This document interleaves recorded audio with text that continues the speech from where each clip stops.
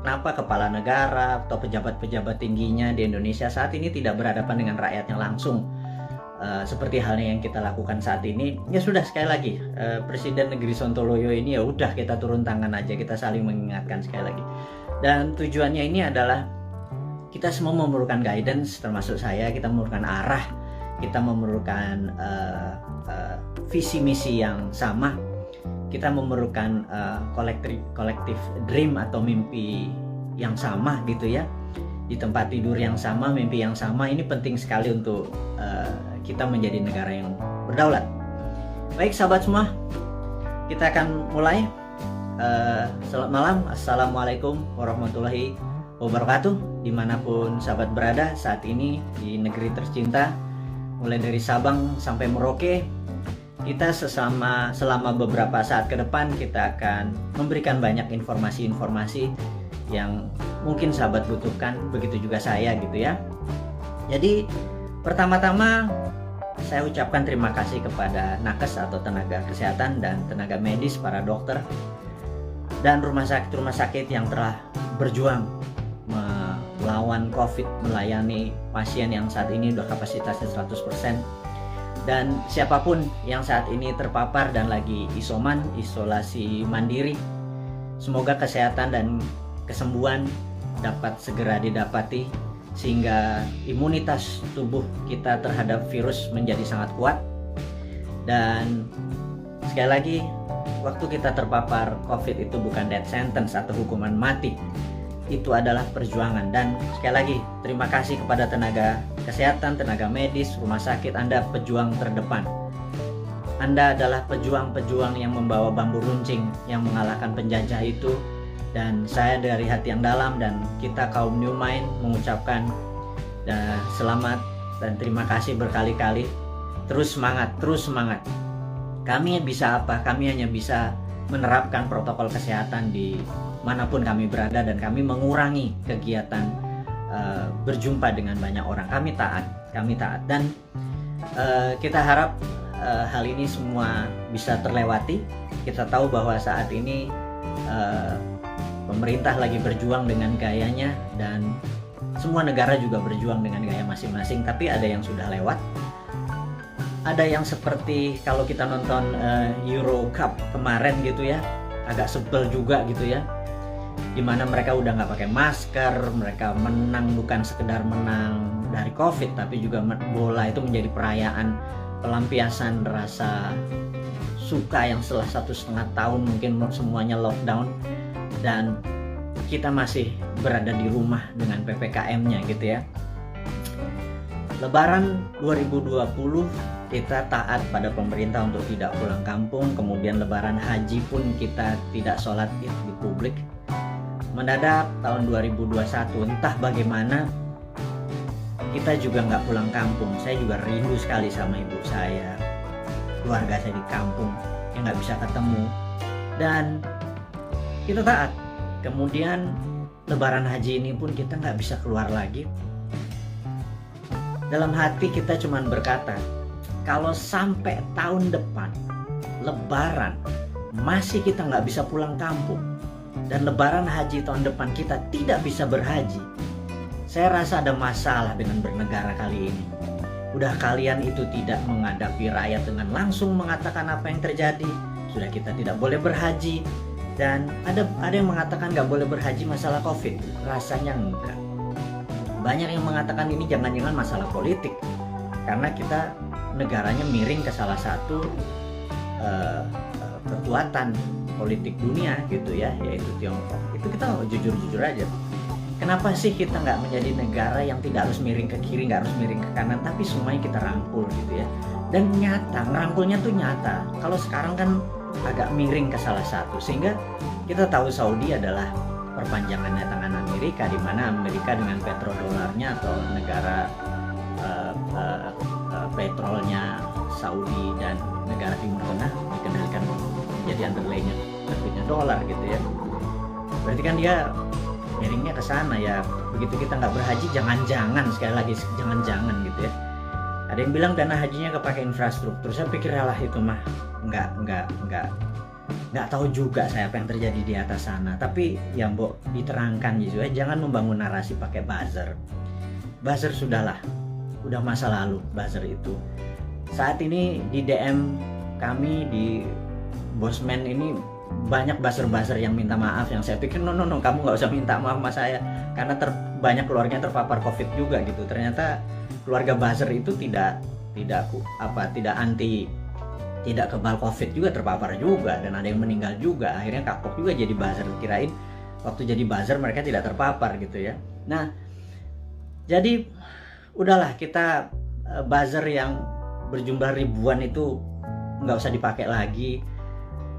Buzzer itu nggak usah membunuh karakter orang yang ingin memberi saran ke pemerintah. Jadi saya mengingatkan bahwa pemerintahnya Pak Harto ya, banyak Pak Harto mendapat tentangan dari mahasiswa di tahun misalnya 73 di Malari dan lain sebagainya, malapetaka 17 Januari dan lain sebagainya. Tapi apa yang Pak Harto lakukan, dia rangkul angkatan 66, 67, di angkatan 73, angkatan 80, semua dirangkul dan jadi menteri-menterinya dia. Ternyata mereka-mereka yang rebel terhadap pemerintahan dia waktu jadi menteri bagus semua gitu ya. Dan jadi saya sarankan, ini bukan saya ngarep jadi komisaris loh ya, bukan loh ya, nggak gitu-gitu amat gitu. Tapi kalau ada beda pendapat, coba didengarlah. Kita nih cinta tanah air kok gitu ya. Niat kita satu, niat kita bersatu gitu ya. Jadi janganlah dibangun narasi malah karakter kita dibunuh. Bahkan kemarin ada Anti Mardigu yang menyatakan kita pro komunis, cinta PKC, Partai Komunis Cina. Orang-orang nggak akan pernah impress dengan informasi seperti itu. Terus kita membangun bala muda, dianggap kita membangun pasukan kelima seperti Partai Komunis Indonesia dulu, membangun kekuatan petani diminta bersenjatai. Kemudian sewaktu Bosman mengambil pasukan muda, teenagers yang berusia 14 sampai 20 tahun ya, yang belasan tahun itu, yang pendidikan Pancasilanya sedikit, yang mengetahui bela negaranya juga sedikit. Terus kita bangun kekuatan dengan teen camp, bala mudanya kita bangun, summer camp 4 hari kita didik apa yang kita ajarkan di Lemhanas, kita ajarin ke anak-anak, kita ajarin disiplin militer, kita menjadikan anak-anak ini adalah patriotis nasionalis. Itu dicap untuk membangun kekuatan untuk anti pemerintah oleh buzzer-buzzer. Saya pikir Anda keterlaluan gitu ya. Iya, dan saya yakin orang-orang yang menjadi sahabat Newmind ini nggak pernah percaya dengan apapun yang buzzer-buzzer itu lakukan. Dan karakter-karakter kayak gitu udah kuno lah gitu ya. Anak-anak sekarang zilenial, milenial ini sangat-sangat pinter dan nggak kemakan lah sama buzzer. Anda sudah tobat aja lah para buzzer itu, dan bersama-sama bangun narasi, jangan memecah belah bangsa gitu ya. Dan itu tadi informasi mengenai COVID. Jadi saya rasa malam ini saya ingin share sedikit tentang COVID ya. Jadi di seluruh dunia sudah 3,2 miliar vaksin tersebar, dan sahabat saya di Amerika baru aja pagi tadi menelpon saya, jadi malam di sana, bahwa Amerika itu menarik bahwa 49,1% adalah natural herd immunity, alias mereka terpapar dan sembuh sendiri. Kemudian 13% menggunakan vaksin. Jadi kalau 49 tambah 13 mereka sudah hampir 70%, alias sudah kena herd immunity-nya. Jadi kalau 10% lagi divaksin dalam waktu 3 atau 4 bulan, kemudian Amerika sudah melewati herd immunity. Dan Eropa juga sama. Saya pernah menceritakan di video narasi bahwa pemerintah Belanda menyatakan menggunakan herd immunity. Jadi benar-benar dilepas warganya, dikasih vitamin, dan sistem rumah sakit dikuatin dan dilindungi mereka-mereka yang rentan, ada komorbid dan usia tua. Dan terbukti bahwa sekarang negara-negara Eropa bahwa 40%-an menggunakan natural herd immunity, yang 20-30% pakai vaksin. Jadi vaksin minoritas, mayoritas adalah menggunakan herd immunity. Indonesia saat ini mungkin yang herd immunity berdasarkan data di bawah 10% yang terpapar dan sembuh, yang tanpa gejala dan lain sebagainya. Kemudian yang kita baru berapa persen ya, dengan kecepatan 250.000 suntik per hari, 3 tahun lagi kita mendapatkan herd immunity itu mungkin sekarang baru 20-25% yang sudah dikatakan kebal gitu ya. Jadi mencapai 70%, 80% pencapaian ini masih cukup lama. Jadi saya pikir kita ada ya, sekali lagi bukan salah bernegara lah. Keputusan kemarin tidak tepat, tetapi jangan sampai sekali lagi tahun depan menjadi tidak tepat. Kita udah 4 kali minus loh, kuartal 4 kali minus growth ekonominya 4 kuartal. Itu sebenarnya berat nanti ya. Sekarang kita bicara COVID dulu. Jadi Tiongkok saat ini sudah mencapai 70% juga imunitasnya, dan mereka mengatakan mereka memakai vaksin. Tapi sekali lagi, data dari Tiongkok saya nggak pernah percaya utuh, karena negara komunis itu memiliki propaganda. Malah feeling saya sekali lagi, rasanya Tiongkok menggunakan herd immunity juga, alias 40% dari populasi menggunakan natural herd immunity. Mereka terpapar dan mereka sembuh, dikasih vitamin dan dikasih sarana kesehatan. Yang 30% atau 40% baru pakai vaksin, sisanya vaksinnya diekspor ke luar negeri. Jadi jangan-jangan Tiongkok sendiri pakai herd immunity natural gitu ya, dan sementara kita pakai herd immunity vaksin gitu ya. Semuanya benar. Saya tidak anti vaksin, saya sangat mendukung vaksin. Vaksin terbukti mengurangi tingkat fatality atau tingkat kematian. Jadi divaksin itu penting, tetapi lebih penting lagi kalau herd immunity natural, kekuatannya natural alami gitu ya. Nah, vitaminnya multivitamin biasa, B kompleks, B12, vitamin C, vitamin D plus matahari, olahraga, makan sehat dan lain sebagainya. Itu adalah basic untuk meningkatkan imunitas, dan kemudian mineral-mineral dan lain sebagainya. Itu basic sekali dan semua dunia juga tahu, sehingga yang terjadi di negara Tiongkok adalah mereka-mereka yang natural herd immunity-nya. Dan ini ada yang menarik, sampai ada sebuah statement dari Anda kalau suka nonton, denger ya. Jadi kalau IG itu kan tempat pamer, jadi ada pamer kekayaan, pamer perjalanan dipamer-pamerin. Kemudian kalau di TikTok itu beda, generasi TikTok sama generasi IG beda. Kalau di TikTok itu Anda harus sombong gitu. Kalau IG begitu sombong Anda diledekin. Kalau di TikTok Anda harus sombong. Anda di rumahnya punya lift, bilang wah gila, rumahnya dia ada lift gitu. Dan nggak ada, bagi anak TikTok itu biasa aja. Anak TikTok adalah anak zilenial, anak IG adalah anak milenial. Dan mereka ini adalah orang-orang yang well informed atau terinform bagus dengan dunia digital. Dan jadi sekali lagi kembali ke masalah COVID. Jadi Indonesia memilih menggunakan vaksin gitu ya, sementara negara-negara Eropa menggunakan natural herd immunity. Oke, nggak apa-apa. Yang penting sekarang kita adalah menjadi negara yang harus terbebas dan menang dari COVID. Dan saya sangat menyarankan, ini yang saya sangat menyarankan nih, kan kita kan presiden, negara kita adalah Republik Sontoloyo. Jadi Republik Indonesia terkadang kita menyebutnya negara tetangga gitu ya. Jadi kita mengingatkan kepada pejabat saat ini, mbok jangan pakai apa-apa import gitu ya. Satu, masalah COVID ini adalah masalah import gitu ya, dari luar. Kemudian PCR dan antigennya import, kemudian alat-alat kesehatannya import, kemudian masker dan protection disinfektan segala macam mayoritas tuh import gitu ya. Kalau ada gelombang ketiga lagi, mudah-mudahan jangan. Masa kita import terus ya, flight capital, ya miskin lah bernegara ini.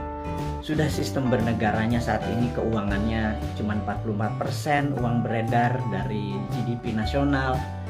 Bisa dibayangin Singapura 120% uang beredar dari GDP nasionalnya. Korea Selatan, Jepang, tapi nggak tahu kenapa kita cuma sepertiganya. Waduh, wahai ibu pejabat yang sering dapat prestasi, mohon dijelaskan lah. Jadi kami ini sering nanya gitu ya.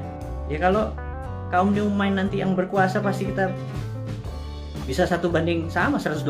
Jadi kita naikin 3 kali lipat dari uang beredar pada saat ini. Gimana kita bisa maju kalau uang itu ditahan? Yang kedua adalah pajak lah jangan naik terus. Maksud saya begini loh. Kalau Anda ingin misalnya PPH yang naik dari 10% jadi 12 atau berapa itu ya. Kalau Anda dulu kami dapat pendapatan 100 gitu, Anda pajak 10, oke lah. Kemudian Anda naikin jadi 15, tapi kami dapatannya 80 dan Anda nggak ikut lagi untuk numbuhin. ya kami juga nggak ikhlas kayaknya ngebayar. Jadi gini lah, kalau memang mau naikin 15%, 20% sekalipun nggak apa-apa. Tapi kalau tahun lalu kami dapat 100, pastikan tahun ini kami dapat 300 gitu, dengan kebijakan yang Anda mendukung dunia kerja atau dunia UKM. UKM itu paling menderita pada saat ini, entah bagaimana.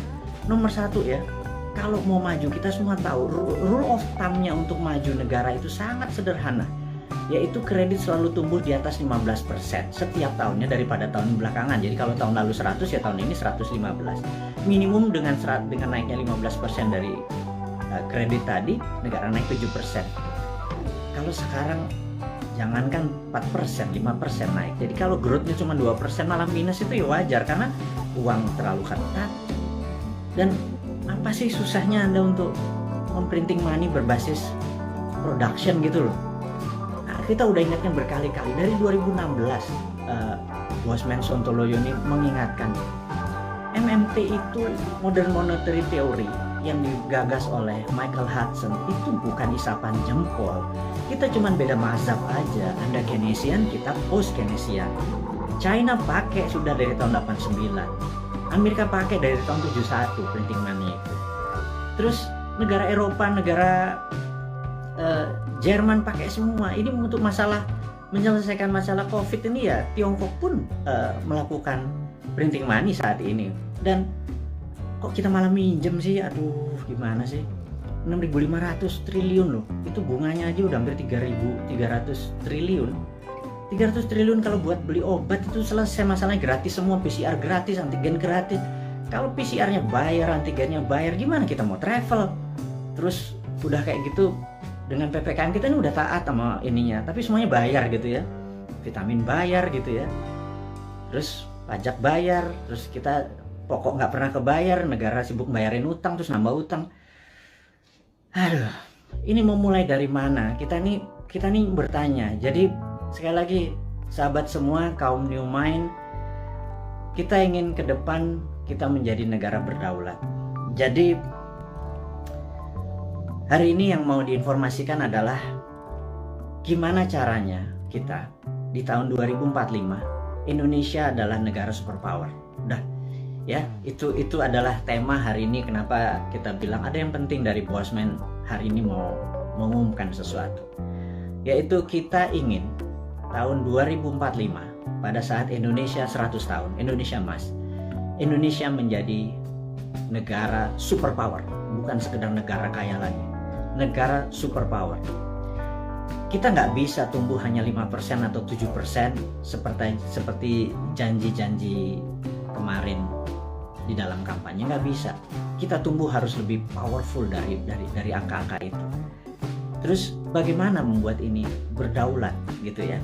Oke, sahabat semua, saya ada beberapa informasi sebelum kita masuk ke topik ke sana, bahwa kita tahu saat ini negara-negara sudah kena herd immunity-nya dan kita masih belum.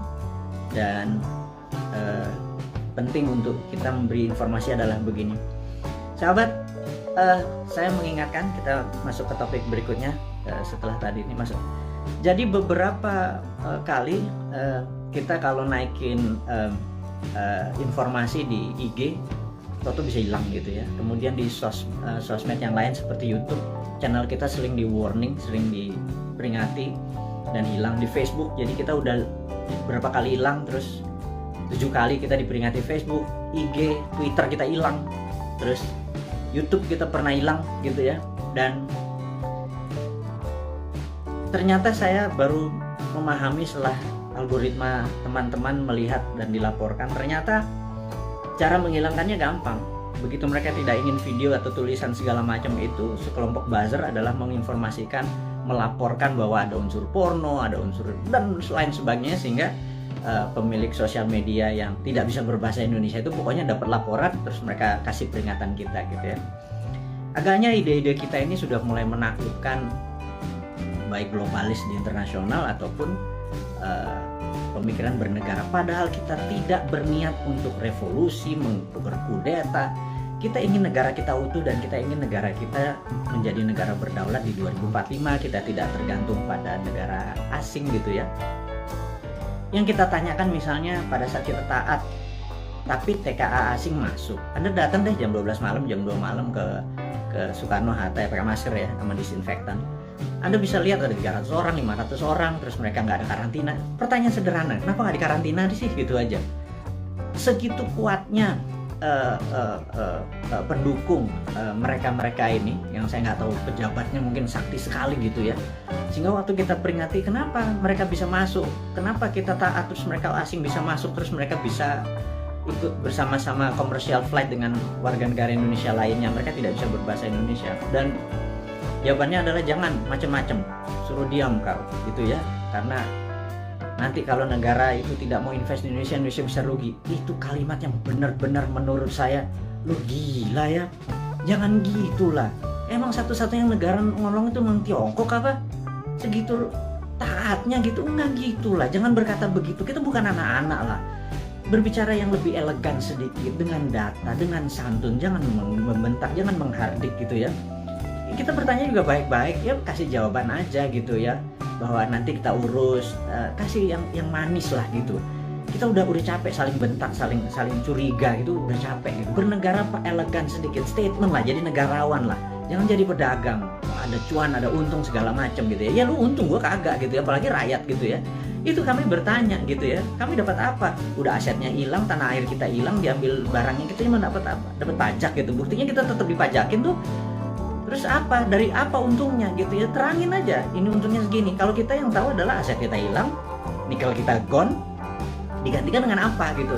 20 tahun lagi, Anda ingat, saya pernah ke Nauru. Nauru tuh negara menarik. Dulu dia penghasil P2O5 atau fosfat. Wah, kayanya bukan main. Tapi beberapa 20 tahun yang lalu Nauru kehilangan fosfatnya karena dikeduk habis. Ya sudah, sama Amerika waktu itu, dikeduk habis. Negaranya miskin, hidupnya tinggal dari pariwisata aja saat ini. Naurunya kehilangan asetnya, anak cucunya cuma bilang, oh dulu kita menghasil fosfat ya, gitu ya. Jangan sampai anak cucu kita bilang, Eyang, dulu Indonesia menghasil nikel ya, nikelnya di mana ya? Tahu, kita dapat apa waktu nikel itu dijual? Nggak dapat apa-apa, kita dapat virus, gitu ya. Hal itu kan susah kalau kita dijawab sama cucu cicit kita bertanya hal-hal seperti begitu gitu. Jadi kita tanya balik, kalau memang hanya didapat nikel itu kalau bisa atau produk-produk alam itu sumber daya alam. Kalau kita percaya MMT, Modern Monetary Theory, maka sumber daya alam itu bukan sebagai alat komoditi atau alat dagang, tetapi sebagai alat tawar. Jadi keuntungannya itu bukan hanya dari jualan, tetapi ada benefit lagi. Jadi di atas financial benefit, sekali lagi, di atas Anda para pejabat sekarang tuh apa-apa kan financial benefit. Kita dapat untung, dapat untung. Selalu untung dan cuan gitu ya.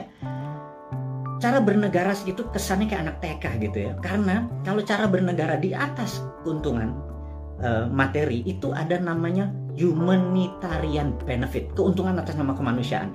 Terus ada namanya nationalist keuntungan untuk negara gitu ya. Bukan hanya keuntungan sekedar dari pajak, dari dagang, dari selisih jual beli gitu ya. Tapi humanitarian atas kemanusiaannya. Anak cucu kita masih benefit gitu ya. Nah, kalau kita pakai SWF, Sovereign Wealth Fund, itu asetnya masih di situ. Nikel kita masih di situ. Nah, kita mendapatkan funding dari situ untuk membangun sektor yang lain. Jadi, dana yang masuk itu untuk membangun apa? Kok kita masih ngutang? Saya bingung sekali, BUMN rugi, kita masih ngutang, aset kita hilang. Kami hanya bertanya loh ya, ini bukan ngomong terus yang dihardik lagi gitu ya. Ini hanya bertanya. Kami ini gelisah, Pak. Kami ini ingin menjadi negara berdaulat. Dan kami ingin terbuka lah. Karena kalian tidak berbicara selama PPKM ini, ya sudahlah. Kami aja lah yang muda-muda ini, yang punya ide new mind ini yang berbicara. Terus oposisi juga nggak bicara juga. Kalaupun mereka bicara juga nggak ada solusinya. Beda kalau new mind itu selain berbicara mengkritik, ada solusi-solusinya. Itulah membuktikan bahwa kita ini NKRI garis lucu, bukan garis lurus lagi gitu. Di atas lurus itu lucu gitu ya. Karena semuanya jadi seru, jadi lucu, jadi fun gitu. Baik. Jadi mengingat video-video kita, informasi-informasi kita tuh sering ada caranya untuk tidak bisa beredar gitu ya. Jadi total di atas 21 tahun, sehingga untuk video ini ditonton harus masukin password, harus masukin identitas yang lain sehingga tidak beredar kencang. Jadi gini deh, sahabat semua, saya dengan ini menyatakan Anda boleh upload seluruh video Bosman.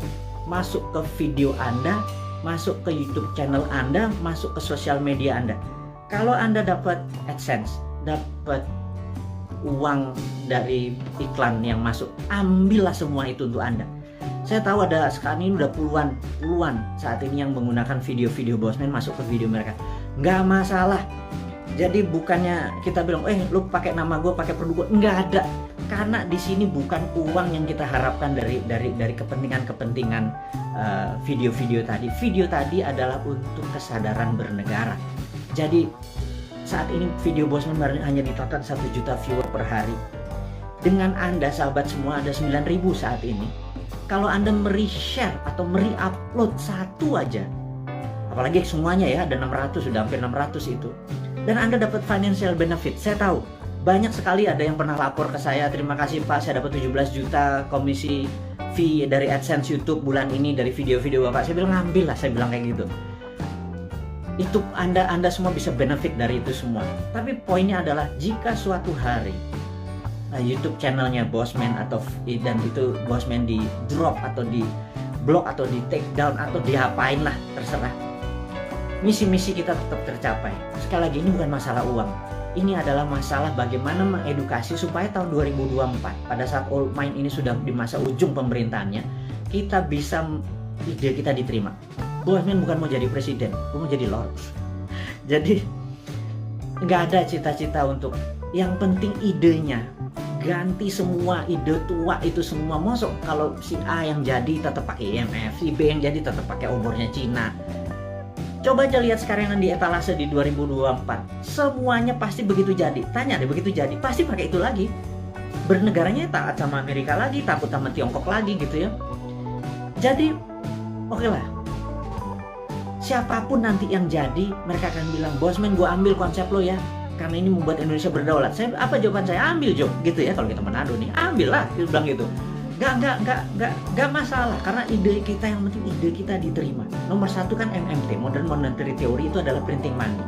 Jadi pasti Bappenas kita adalah orang-orang yang mendesain bernegara ini 12 lapis. Nah sahabat semua, apa itu desain 12 lapis? Jadi misalnya kita mau buat benang atau baju gitu ya, baju kita kainnya dari mana, benangnya dari mana, mau pakai polyester, mau pakai katun 100% kapas, terus kancingnya dari mana, mau pakai resleting dari mana, ada yang pakai batok, ada yang pakai plastik, ada yang segala macam. Itu kita bukan sekedar ini, dan itu semua kita biayai. 12 level itu kita biayai, nanti distribusinya kemana, pakai jalanan apa, mobilnya apa, semua akan kita gunakan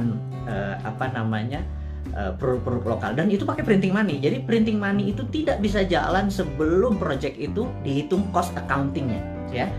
Jadi John Bollard ini punya tulisan menarik namanya Economic at War, itu bukunya. Saya ini penggila buku, jadi hari ini kita baca tentang Economic at War. Jadi di tahun 45, pada saat sebelum perang di tahun 36 sampai 39, pada saat Amerika dan sekutu Amerika, terutama Amerika dulu belum powerful sekali. Jadi negara-negara Eropa itu minta Amerika masuk.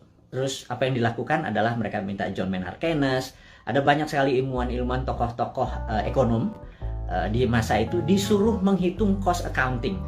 Berapa kilogram, berapa ton besi dibutuhkan, ferro, berapa untuk buat amunisi, untuk buat baju, untuk buat makan, itu dihitung cost accountingnya. Untuk buat pesawat, buat tank, buat mobil, buat dan lain sebagainya, dihitung cost accounting. Berapa modalnya, terus dari mana barangnya, dirinci. Syaratnya sederhana. Churchill waktu itu sangat sederhana. FDR juga, Franklin Delano Roosevelt juga perintahnya sama. Ini dua Inggris sama Amerika memang kompak banget. Mereka cuma bilang, berapa biayanya untuk kami menang perang? Perang itu ada perang sama Jepang dan perang sama Jerman gitu ya. Mereka menghitung totalnya sekian billion dolar. Itu angka dari langit, billion dolar. Begitu mereka printing money, udah. Underlay-nya adalah alat-alat perang tadi gitu ya. Ada inflasi? Nggak ada gitu ya. Makanya saya bilang printing money kok ada inflasi. Saya bilang, lu sekolah di mana sih? Segitu takutnya sama printing money gitu ya. Printing money itu ditakuti kalau tidak ada production yang dibuat gitu ya.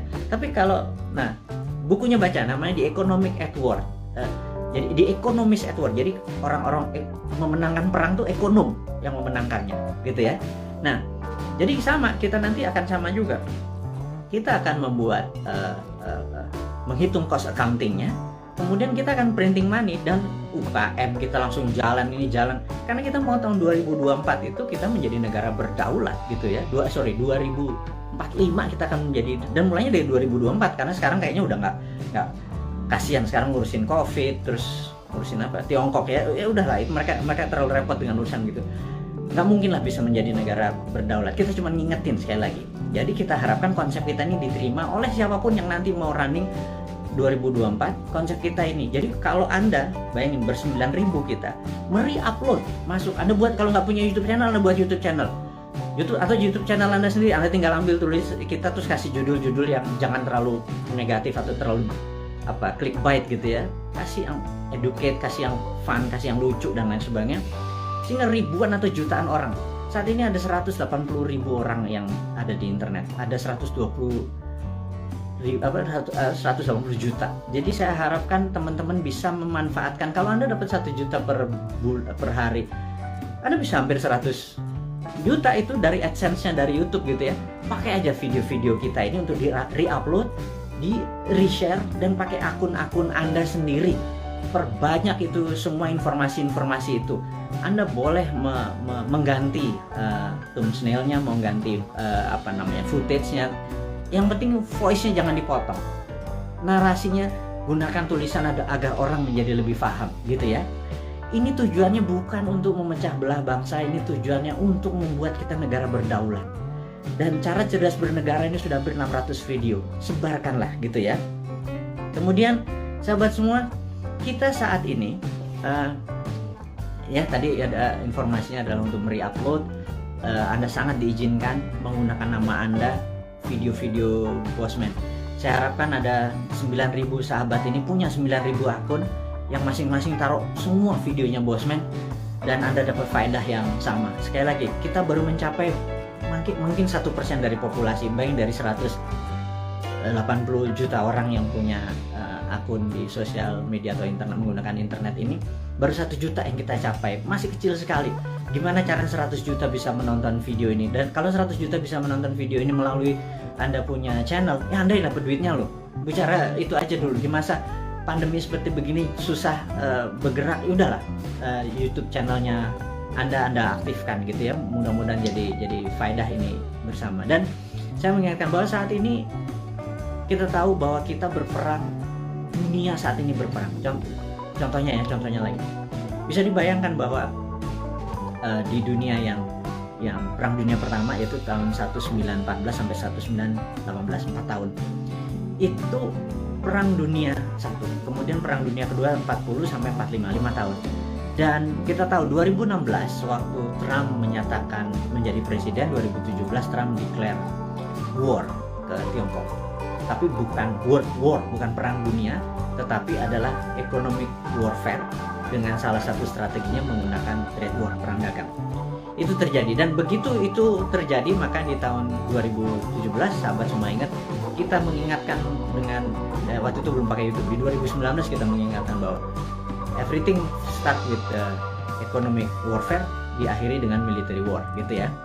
Dan di tahun 2020 untuk menjatuhkan Trump, globalis dan Demokrat Amerika menggunakan tool yang namanya biological warfare, yang namanya COVID, untuk menyerang Amerika.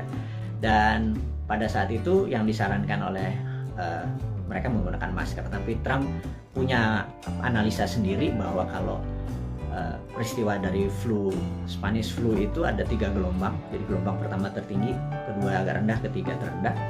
Tapi virus pertama itu paling lemah, kemudian agak kuat, terakhir yang paling kuat gitu ya. Nah, jadi pada saat terlemah ini semua orang terpapar aja supaya tingkat herd immunity-nya tercapai. Dan yang terjadi oleh Trump dilakukan adalah dibebasin aja, toh mereka punya operating sistem dari kesehatannya terbaik di dunia. Dan ternyata terbukti sekarang 49%, 49,1% di Amerika menggunakan herd immunity natural.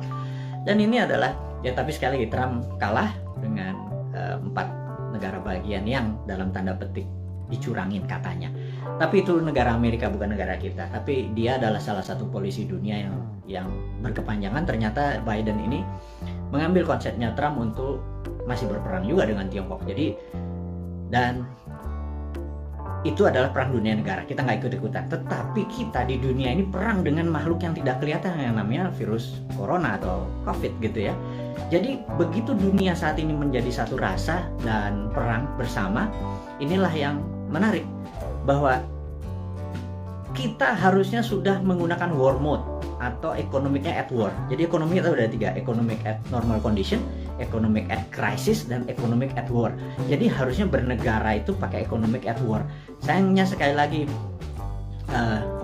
mereka nggak paham saat ini, old mind yang berkuasa ini nggak paham bahwa ekonomi at war tuh gimana ya gitu ya. Sekali lagi, aduh, itu kadang-kadang kita mengelus dada gitu ya, kok ya beda lagi strateginya, ya nggak pakai ngutang jelasnya gitu ya, harus berdikari, berdiri atas kaki sendiri, every country for their own, negara ngurusin sendiri. Jadi begitu kita masuk perang dunia, yaitu 2020 kemarin, 2021 saat ini kita masih dalam keadaan perang. Dan WHO serta World Bank sudah mengumumkan bahwa perang ini diperkirakan berakhir tahun 2025. Jadi perang ini masih panjang, sahabat semua.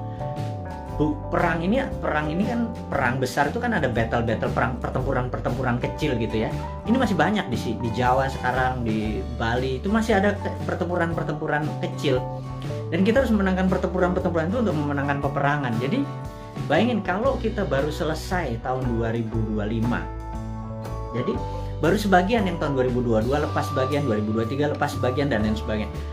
Nah, kalau melihat kayak gini mood-nya atau apa ya, cara bernegara saat ini tidak juga memahami ini World War III, perang dunia ketiga. Karena perang benar, semua negara perang kok masih nggak declare juga sebagai perang dunia. Ini akan berbahaya bernegaranya. Jadi ya udah, kita sebagai kaum Sontoloyo mengingatkan kaum New Mind ini, Presiden Republik Sontoloyo mengingatkan kaum New Mind, sahabat semua, ini adalah war mode gitu ya. Sahabat semua, ini adalah World War III. Sahabat semua, kita harus kompak. Sahabat semua, kita harus membangun kekuatan bersama gitu ya. Sahabat semua, kita nggak usah bergantung pada negara lain, kita bergantung pada kekuatan tanah air sendiri. Nah, gimana cara bergantung pada tanah air sendiri nih? Nah, ini informasi berikutnya yang mau diumumkan. Jadi sahabat semua, kalau Anda punya UKM, sekali lagi, Anda punya UKM, Anda perlu dana. Saat ini di Santara ada sekitar 2 triliun dana dengan 280.000 investor receh. Ya, sederhana ya, 280 investor itu anggap masing-masing naruh 10 juta rupiah aja untuk invest di portfolio keuangannya, mau invest di UKM Anda. Jadi kalau 10 juta dikali 280 itu 2,8 triliun. Jadi ada 2 triliun. Sahabat semua, kalau Anda punya UKM, Anda perlu dana. Anda lihat di IG, di wall IG, maka di situ udah ada informasi, kirimkan Anda punya, ada 7 persyaratan, Anda perlu uang berapa, apa yang Anda butuhkan, bisnis Anda seperti apa, dan lain sebagainya, dan kita akan review di 280.000. Dan bagi Anda yang saat ini bingung mau ngapain, bisnis baru kan susah, tapi kalau Anda punya uang, Anda join sebagai investor untuk membantu UKM. Jadi Santara adalah penghulu untuk menghubungkan si cowoknya adalah si investor, si ceweknya adalah si UKM. Dan saat ini Santara adalah perusahaan terbesar dan nomor 1 leading di perusahaan urun dana ECF, Equity Crowdfunding, dan ini adalah kontribusi dan itu adalah kontribusi dari komunitas kita New Mind ini untuk membangun ekonomi Indonesia.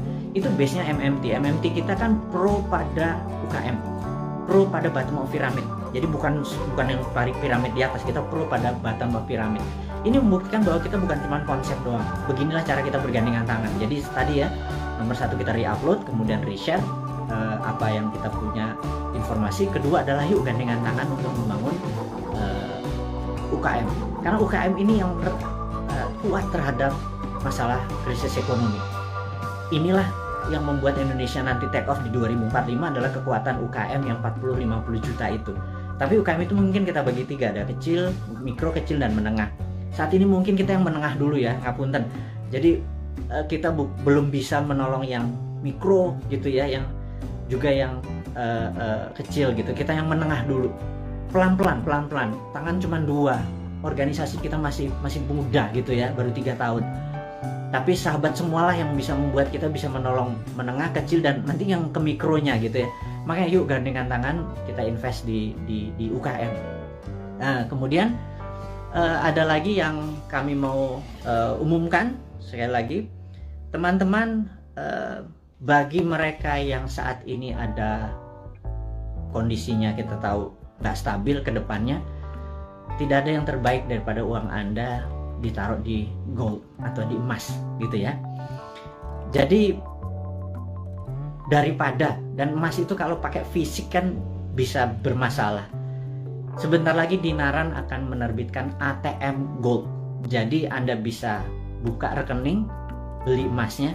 Anda bisa ambil kapan saja karena ATM Gold ini kita akan ada di kantor kita, kemudian akan ada di semua mall di Jakarta dulu, dan habis itu nanti ada di semua lokasi. Kita ingin lakukan itu segera.